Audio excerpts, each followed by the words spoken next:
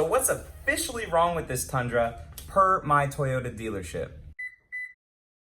So I'm taking a break, guys, from detailing the inside of this thing. That is in a video up here in the iCard, wherever it's gonna be. Apologize that I'm sweaty. It's hot as crap in Florida and I'm fat. But let's get into this. I took the truck to my Toyota dealership, my local one in Fort Walton. Steve Shea is my service advisor. Freaking awesome dude. If you guys are in this Panhandle area, only go see him. He's amazing. But guys, full disclosure, hindsight is 20/20. You guys know how long I was looking for a truck like this. When I was so excited to see it, drove all the way to Louisiana, picked it up, negotiated a little more on the price, and then we got it delivered basically. But I never got anything official from them, what the maintenance was done on this thing, what they think needed to be done, anything like that.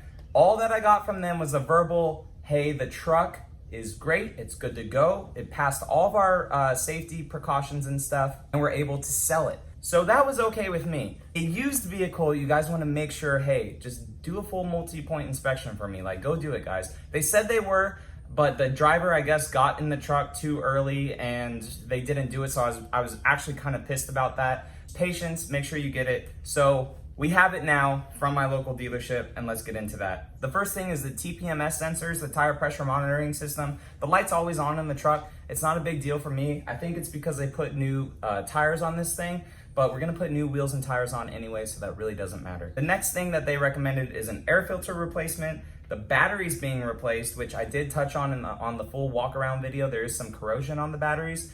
And not only that, when I got into the vehicle yesterday, all my presets on my FM, they were gone. So that's a telltale sign that the battery is about to go.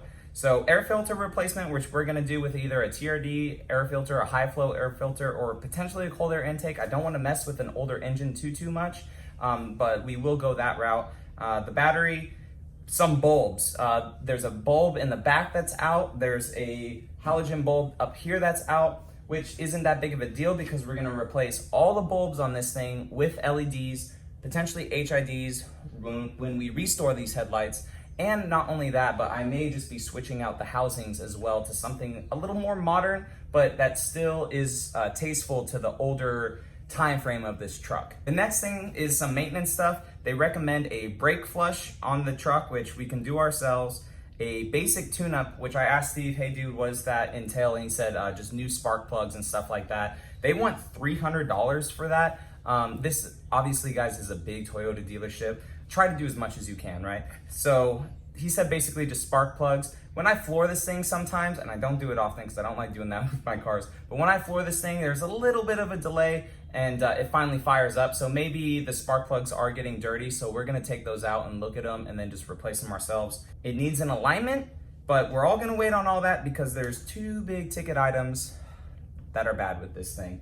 When I test drove it, there was a little bit of popping. I thought it was maybe just the CV joints, which is bad, okay? But it is for the four-wheel drive and everything like that. But it turns out, he said that it's the axles, both front and right axles, which can also just be the CV boot area. So we're just gonna replace those with some more rugged, durable ones, like either just for off-road or something else, right?